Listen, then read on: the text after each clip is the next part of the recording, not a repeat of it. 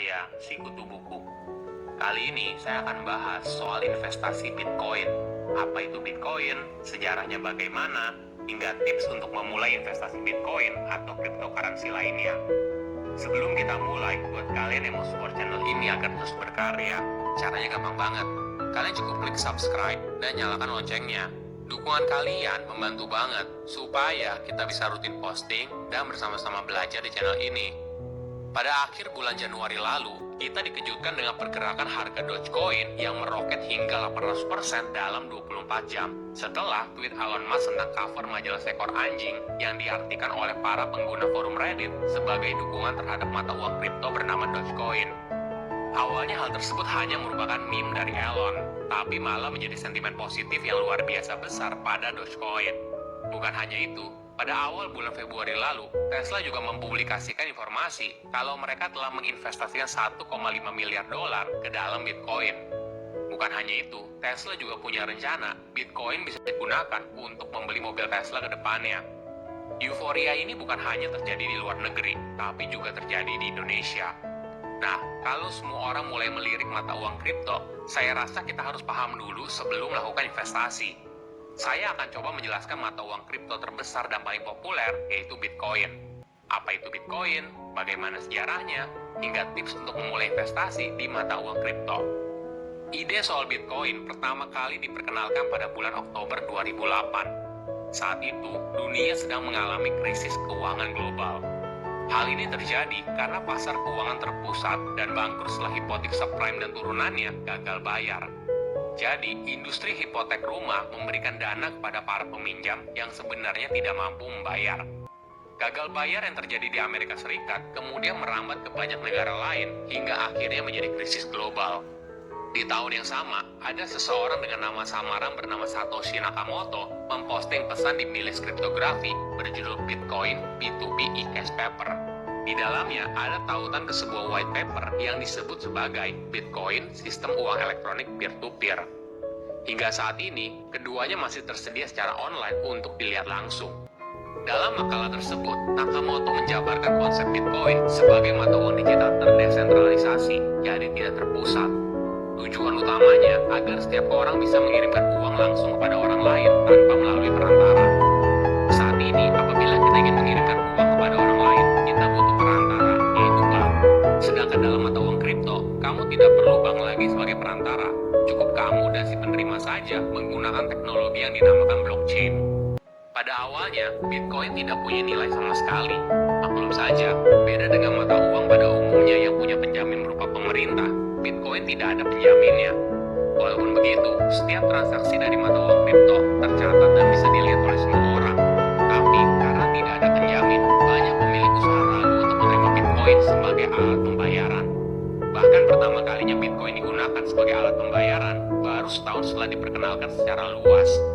Ceritanya begini, ada seorang pria di Florida bernegosiasi dengan seorang di dalam forum untuk mengirimkannya 2 pizza dari Papa John seharga 25 US dollar dan ditukar dengan 10.000 Bitcoin pada tahun 2010. Transaksi ini merupakan awal nilai dari Bitcoin, yaitu seharga 4 Bitcoin per sen. Dari situ, Bitcoin mulai dijadikan sebagai alat pembayaran bagi para pengguna forum. Nah, mereka menggunakannya sebagai balasan atas jasa atau barang yang ditawarkan. Barulah kemudian, Bitcoin mulai tersedia untuk ditradingkan. Hal ini kemudian membuat penggunaan Bitcoin semakin luas, karena semakin mudah orang untuk membeli dan menjual Bitcoin. Saat ini, bahkan banyak perusahaan besar sudah menerima Bitcoin sebagai alat pembayaran yang sah. Mungkin kamu penasaran, bagaimana kamu bisa mendapatkan Bitcoin? Saat ini ada 3 cara. Pertama, kamu bisa membeli Bitcoin dengan uang yang kamu miliki. Kedua, kamu menjual barang dan menerima pembayaran dalam bentuk Bitcoin. Dan ketiga adalah melalui proses mining. Ini adalah proses awal saat Bitcoin dibuat.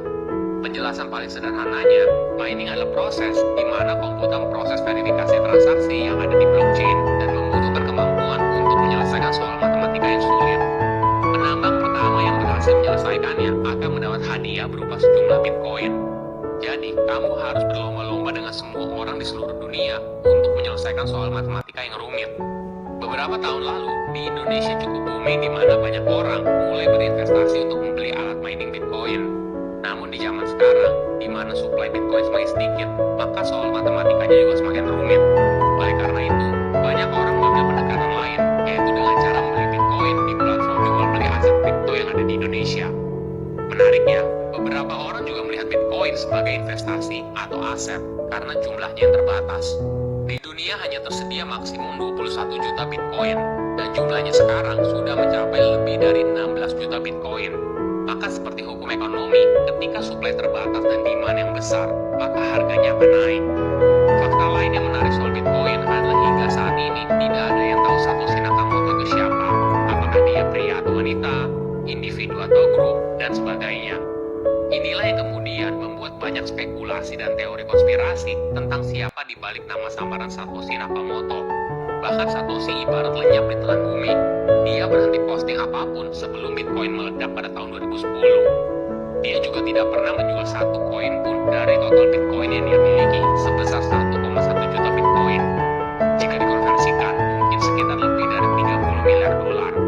Inilah yang membuat banyak orang kagum pada Bitcoin. Bahkan boleh dibilang, Bitcoin itu seperti punya die-hard fans sendiri.